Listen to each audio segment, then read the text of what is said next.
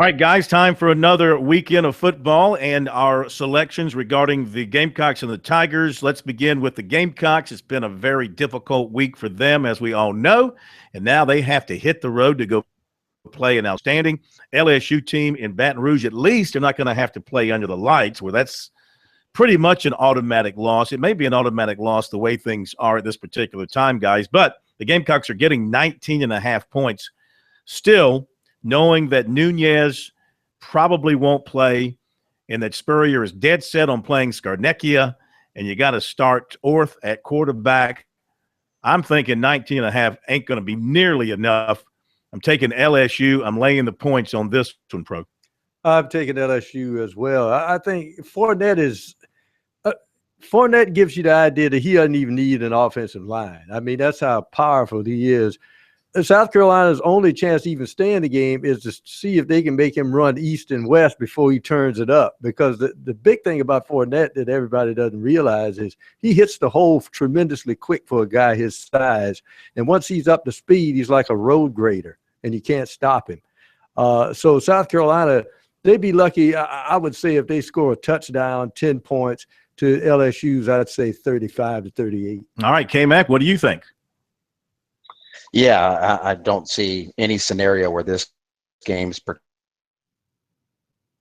close. I like it. Doesn't really matter where they play purposes. LSU is just so much better. The Gamecocks are a mess right now. So I'm going to in this one, USC at their home away from home. They won't get very much of a homecoming.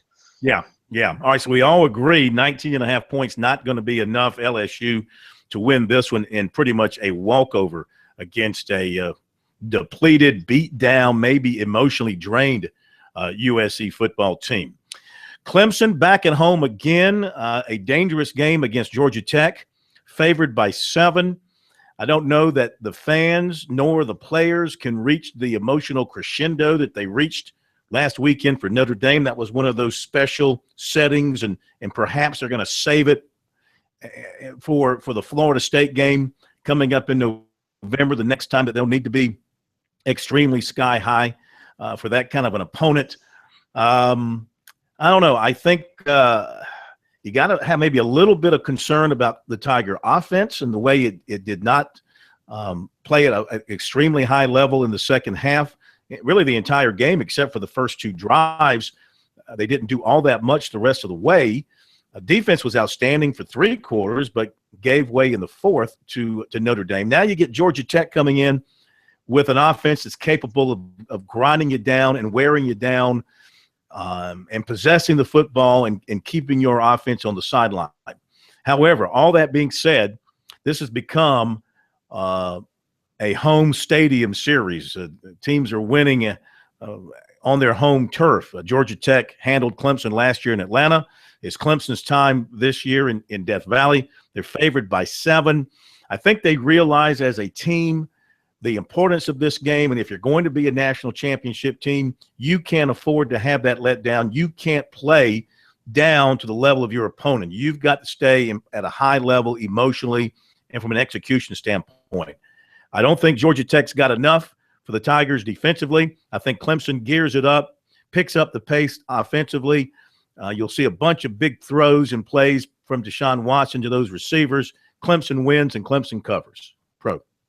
Yeah, I think the only way Georgia Tech stays in the game is they don't turn it over. As they say, you can't count on turnovers every week, and Clemson has been the beneficiary of some turnovers. That is a high-risk offense that Georgia Tech plays, so I think they'll lay it on the ground at least a couple of times, and that may be enough if you give the Tigers a short field to build a lead.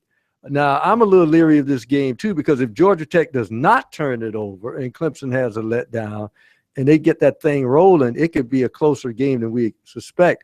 I think Clemson wins and they cover. I'd say they win by 10. K-Mac? Yeah, I don't know how good Georgia Tech is. I thought they were pretty good going into this season, and they started out like gangbusters against inferior opponents, but they've dropped 3 straight. They kind of gone losing to Duke and then blowing a 21-point lead against North Carolina. I do think Clemson's going to have a letdown. Now, will it cost them the game? I don't know. But human nature, just like anybody. If you have a great Friday night, usually Saturday is going to be, everybody has that day at work where they're as pumped up as they are another day. And I think this is going to be a struggle for Clemson to match that facing Georgia Tech and that off leap to begin with. It'll be easy to give up some big plays. I do think Clemson is going to win. I think they're going to have to squeak it out. And I think if the offense doesn't wake up this week, talk about a loss this time next week. So I'm going to pick the Tigers to win. I don't think they'll cover that 7.5 point spread, but Tech's going to push them to the edge this week. All right, so we agree. Gamecocks will lose, and LSU will cover. And Pro and I think the Tigers will cover. K-Mac thinks the Tigers will win, but will not cover. We shall see how things work out this weekend. And don't forget to follow all our coverage of the Gamecocks in Baton Rouge and the Tigers at home against Georgia Tech on our website, sportstalksc.com, and on Twitter at SportsTalkSC.